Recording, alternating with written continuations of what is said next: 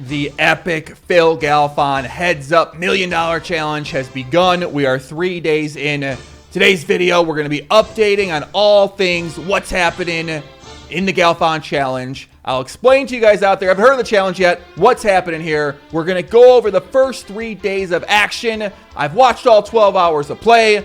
We're going to break down some of the big hands. We're going to have some fun. We're going to watch the great game of Pot Limit Omaha, which you guys know out there that I love. And we're going to talk more about what this challenge means for the legacy of Phil Galfond, what this challenge means for the potential future of Run It Once Poker itself.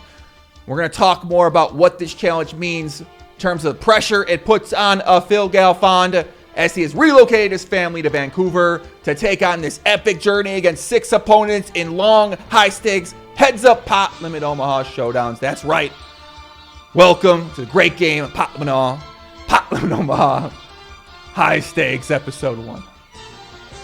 That's a long name. We're probably going to have to fix something else. Give me suggestions. So, it's not off to a good start for our man, Philip Galfond, as Day 3 has finished up. I just finished up watching it very closely. I streamed the first 2 days, but this third day I really wanted to lock in and pay a little bit closer attention versus trying to talk to the chat. Unfortunately, today didn't go Phil Galfond's way as he is down 154,000 euro after 3 days, and we're going to go over all 3 days, and we're going to talk about how exactly we came here. First, I want to explain the challenge, run through it real quick out there for you who might not know about it at home. So Phil Galfond issued a challenge out there. He said, I will play anyone except a few people at Heads Up Pot Limit Omaha, and I'll give you odds. Some people get 4-1 odds, some people get 2-1 odds on a side bet. So whoever wins the most money at the tables wins a side bet. 6 matches have been scheduled so far. As you can see right here, Phil Galfond is going to play against Benny Vidi, Bill Perkins in the Thirst Lounge, going to play against Chance Corneth. He's also going to be playing against Jungle Man Dan. You guys know Jungle Man Dan. Going to take a break from all those crazy ladies that he likes to hang out with sometimes. We got Brandon Adams and Action Freak in the mix. Action Freak and Benny Vidi are 2 online high-stakes PLO specialists. Brandon Adams is a jack of all trades, plays a lot of different things, a longtime figure of the community, and loves gambling. Chance Corneth, tournament player, cash game player, Pot Limit Omaha, no limit hold'em, man does it all. Of course, and Bill Perkins in the Thirst Lounge. I'm not sure if they got lost on the way to somewhere else, but somehow they ended up in the challenge, and maybe they can take down Phil Galfond. So these 6 challenges are going to be coming up over the next few months. Currently, we're on Match 1, Day 3. Phil is streaming the action 5 days a week on the Run It Once Poker Twitch channel, 8 a.m. Pacific time to noon p.m. Pacific time, all 5 days, or 5 days except Wednesday and Sunday, Phil tells me. I thought it was different. That's why I made this video on a Saturday. So that's the basics of the challenge right there. If you have any questions out there, because I'm kind of just trying to run through, I want to get through the hands out there, ask the questions in the chat below. But really, here's what it comes down to, guys, is we have one of the most epic things to happen in the high-stakes Pot Limit Omaha, no limit hold'em cash game world in a very long time. We have an actual event to follow with one of the legends of the game and a legend of Pot Limit Omaha himself, Phil Galfond. He's playing for the future of his site, for his poker legacy, for the challenge for himself to be able to potentially do something like this. It's just amazing to follow. I've been enjoying it so far. So let's get into the action. Let's not waste any time. Welcome to the High Stakes Pot Limit Omaha show. And let's do it. All right, so day 1 session, we're going to talk about some takeaways. Basically, the takeaways are going to be mine over the 3-day time period. And the main hands we're going to be covering are from Day 3. But Day 1, it started off strong for Phil Galfond. He was up a couple buy-ins. I'm thinking the side bet I made on Phil Galfond is going to bring me home all the money. But unfortunately, a big hand took place where right after that, the session really didn't go Phil's way since then. Check it out right here. Phil makes the bottom full house. Benny Vidi's got quads. I was streaming, and I had a little dramatic reaction. I'll check it out right now. Let's see what Phil's going to do. If Phil does bet here, I expect him to have a full house or ace-jack. He goes all in. He goes. Phil's with the full. No! What? What? What? This is rigged. What the fuck was that? You guys see that? Quads versus 5. What the hell was that? I'm bad luck. I gotta quit the stream. Did you guys see that? As you guys can see, the match just started. I'm fired up. I'm like, man, Phil's doing it. He's gonna run it up here. He's gonna destroy this challenge. He's gonna win $25 million. And then he gets the quad versus the. I didn't think that. I didn't see that coming there. So that hand to me really stood out. But in terms of the action we saw that first day, we saw Veni Vidi come out with a much more consistent bet sizing strategy on similar board textures. And we saw Phil mixing it up a little bit, different sizing, different situation. And why that is that when you study some of these situations, you end up coming to a one bet size strategy in 100% of the board textures. So for instance, a paired board like a queen 4-4, a 7-3-3. We saw Veni Vidi coming out with the 1/4 pot bet size there, which stood out to me. But overall, no real strong takeaways from day one. 600 hands, not much to see. Phil ends up down about 72,000 euro for that day, 655 hands. So you can see 25K hands, 655 hands in one day. It's going to be a long day.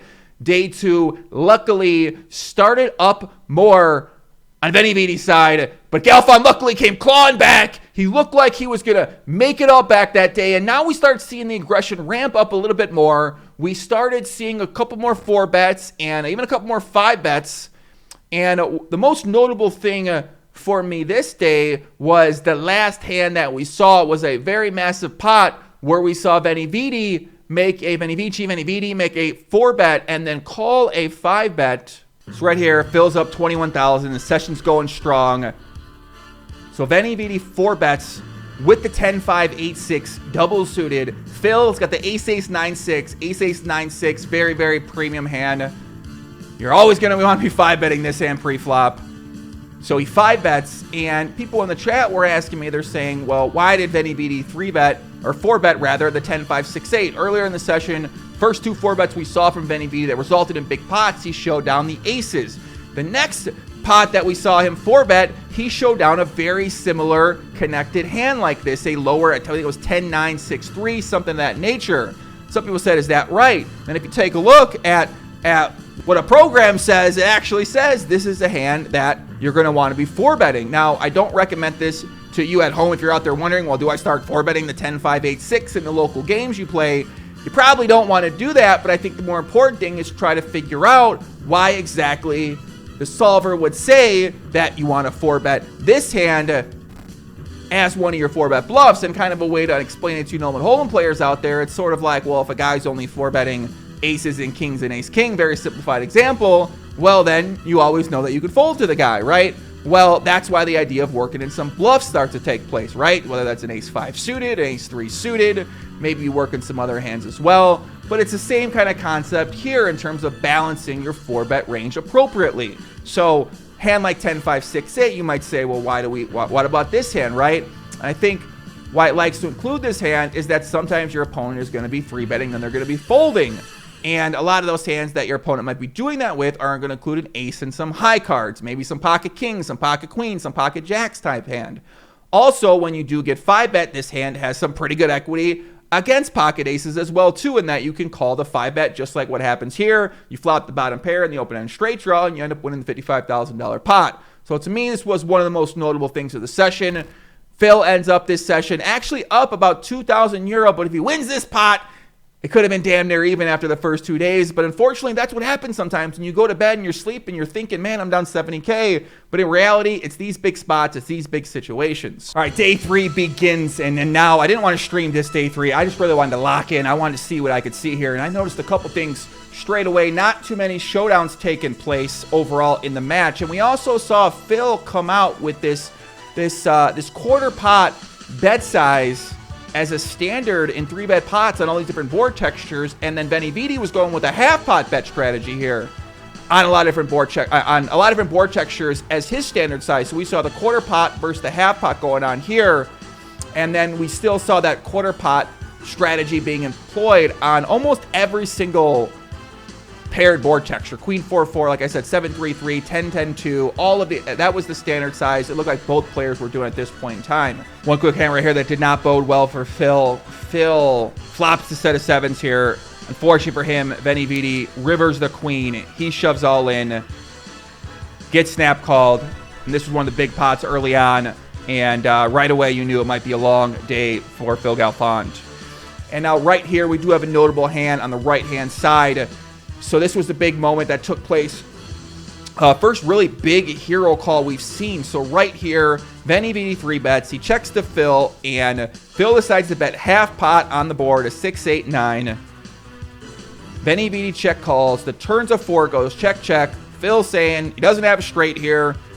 He's saying he could have the flush draw. Obviously, his range is capped on the turn when he checks back, but of course he's going to have all the flushes in his range. Is he going to bet all of his flush draws on the flop? We don't know. Would he check some of those back? We don't really know. And, maybe Benny Beatty's thinking that same thing. Maybe Benny Beatty's thinking that, well, I feel like this guy isn't going to be betting all of his maybe jack high, 10 high, queen high, potentially flush draws on this flop. And if he does, he'll be following through on the turn, decent frequency enough. So in this hand, he's actually going to be check calling down. This was really the first noticeable hand to me that I was sort of, okay, now I'm thinking more about it. What's taking place here and why he's doing it. Now when Phil bets this size on the river, and you can see right here, Phil's going to show down. He's going to have the queen 3-4 jack with the jack club blocker here, and then Benny Beatty's going to own him with the king jack 8-9, so he's got those marginal 2 pair. You might be looking at home and saying, well, that seems like a pretty light call. But when you take a look at what happens here, Phil is basically saying he's polarized himself, right? He's got the queen high flush. Certainly could have the jack high flush too.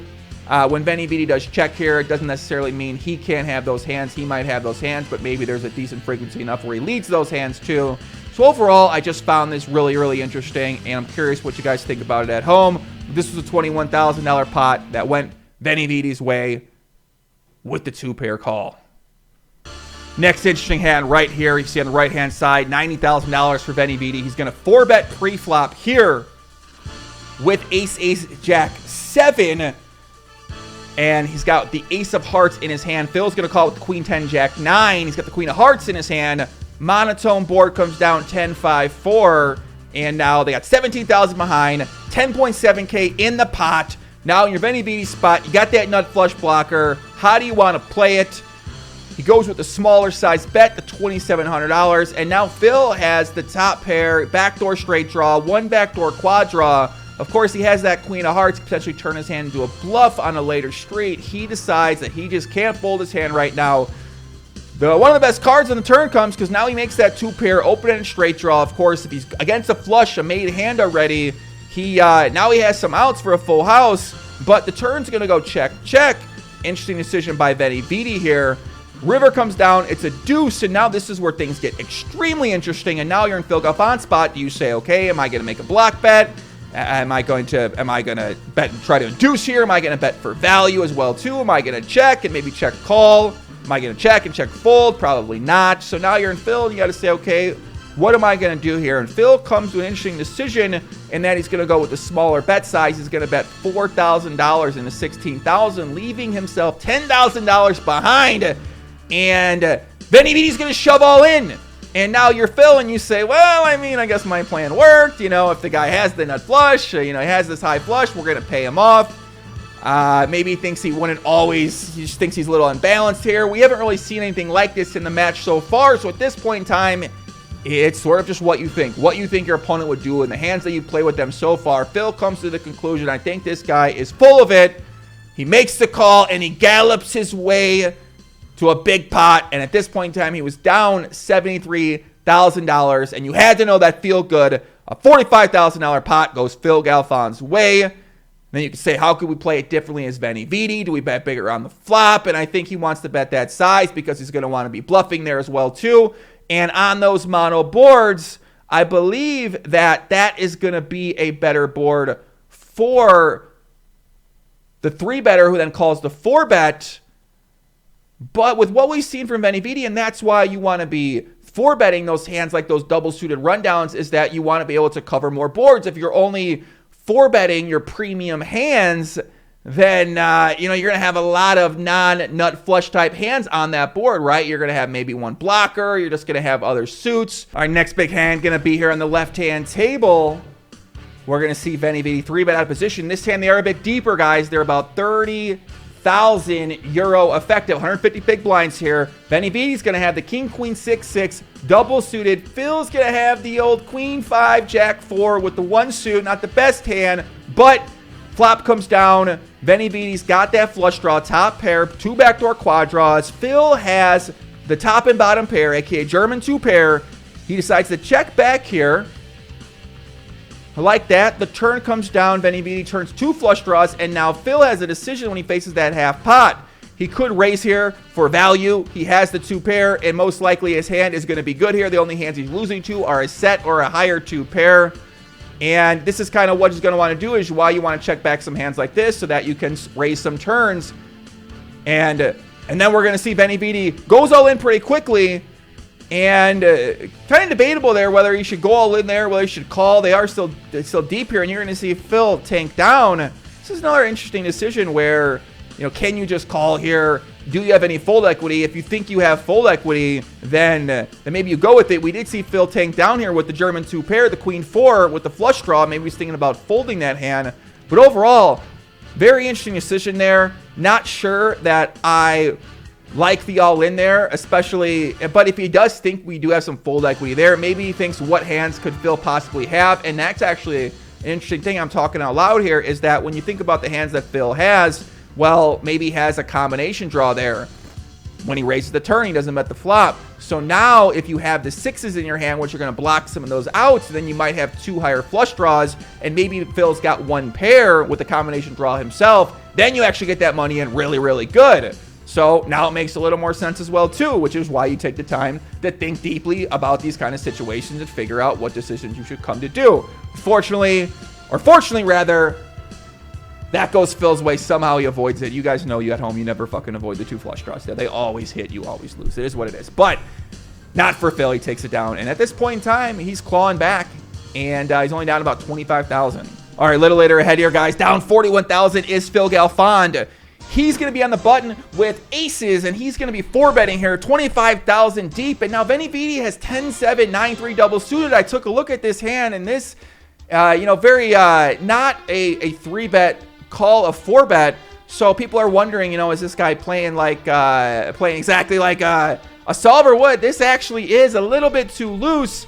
And now we're going to see the flop come out, Jack, Deuce, 7, and Venividi's got the inside straight draw, or rather the gutter, I guess the gutter we call it here, and then the flush draw, 1 pair. So he's got a pretty strong flop, and now he's trying to fold off Phil Galfond here. He's trying to fold off his equity right here. Some people might say, should he just check jam there? Should he check? Why would he lead there? And we haven't really seen many spots like this so far. I'm going to pause it on the river action here. So this is one of the first spots I've really seen like this in the match, where we had a 4-bet call and then we had a lead. So we don't really know what strategies are going to be here. It's not enough information to really gather. We don't know if he's always doing this with certain hands. Is he doing this with the top set as well too? We don't really know when you think about the idea of balancing the strategy, but this is going to be a thing to note moving forward in the future potentially, but it is only one hand to notice in your Phil spot.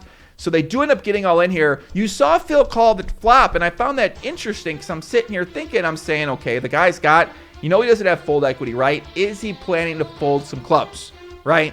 What does he think this guy's shoving? Is he going to fold every club? Is he going to, right? Is he going to fold the 8, 9, 10 hands if they're not a club? Like, I'm curious if he plans to fold any turn cards here. But the 6 comes on the turn, which is going to be a pretty safe card for your aces here. The straight draw doesn't get there. The flush draw doesn't get there as well, too. He does get it in. River comes down. It's a blank. $50,000 pot goes Phil Galfond's way, and he's clawing back, trying to get back to even for the session. And really, guys, after that, unfortunately for Phil, he just could not get anything going. Phil ends this day down 4 buy-ins. Unfortunately, he's down 84,000 euro for the day. Total challenge down 154,000 euro after 3 days, 1,927 hands played. We have 22,000 hands more to go. Phil Galfond is down about 8 buy-ins, which is not anything to really take note of right now. When I look at this play, right, I feel like Venividi's playing pretty tough, right? So now you say, okay, well, what can I do in Phil Galfond's spot? And I talk with Phil, and I want to relay a message from Phil. Phil said that I'm enjoying playing for the most part. Today's session was different than the others. I was in a lot of tough spots, and I don't think I handled them well. A winning session would help my confidence, but still feel my A game would make me a favorite. Just haven't been able to stay on it thus far. Lack of sleep has been a problem. But on the bright side, the run-on-ones traffic is up, so it's going well for business. And, interesting kind of take away from that As he said, today's session was different than most, using a lot of tough spots, and that's true. There was a lot more action going on here. The aggression was ramped up. A ton of betting going on, and it felt like in here, man. And we actually got to see some more bluffs, and now we get to see the match develop, right? And things I'm looking forward to, things I want to know. How are 4-betting strategies going to develop in this match, right? Is someone going to turn up the fucking heat on someone a little bit sooner than earlier? And then how are 5-bet strategies going to adjust after that happens as well, too? And then I want to see, okay, are we going to see any deviations in C-betting strategy here in terms of the sizing that we're using? Like I said, Phil's been using the 1/4 size today, where Benny Beatty's been going with that half pot size. So are we going to see some adjustments from either players? I'm very interested to talk with more of my Pot Limit Omaha heads up specialist here. I mainly play the great game of Ring Pot Limit Omaha 6-handed, 5-handed, 4-handed. I played a ton of heads up, started a ton of tables in my time, probably played hundreds of thousands of hands of heads up, but mainly thought about putting more of my study and thought process and energy into a lot of 6-max specific dynamics. And heads up's very similar, but it's sort of this mind, you have to alter your way a little bit. It's why I'm locked in, man. I'm studying today. I'm just getting kind of excited to play. Unfortunately, the rake's so fucking high on these sites where you just get owned. And if you want to play at the smaller stakes, and really there isn't even much higher stakes to play for heads up, so it's kind of where you got to play, which is rather unfortunate. But it's what I'm going to be looking forward to, guys. How are things going to adjust? Can Phil come back here? Is he really playing that bad? Is he playing that worse? Is he playing 8 buy-ins down? Not from what I'm seeing, but I am seeing that more consistent strategy from Benny Beatty, and it looks like Phil's sort of trying to discover what he might decide to do in these spots. And once Phil gets to play these spots better, Benny Beatty's going to make his adjustments, and now we're going to start to see some poker being played, and I'm fucking excited about it, guys. Whew, fired up. But yeah, that's kind of where we stand. What's this mean for Phil? Can Phil handle this pressure? I feel like he can. We obviously know Phil Galfond is a very even keel kind of person, handles his emotions in check. But if he's not sleeping, if he's not eating, if he's got Farah and the beautiful child Spencer, if they're making some noise, if Spencer's crying, who knows how that's going to affect Phil. But they're back at it tomorrow. It's going to be 5 days a week of action. Can Run It Once Poker gain more traffic on the site? Will players support Phil Galfond and Run It Once Poker after watching this challenge and seeing the software?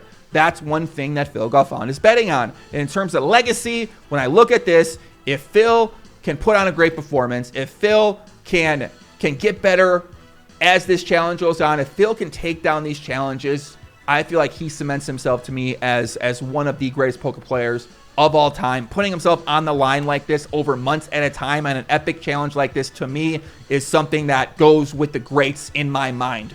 When people ask me who are the great poker players, Phil Galfond is one of the top names I'll be mentioning. We can say he already is one of those players, and he's certainly on the short list, but to me, this brings him up just that extra notch, and I start saying, man, this guy's been around for this long. How can we not say this guy's not one of the best, right? Tournament success, cash game success in multiple types, heads up, ring.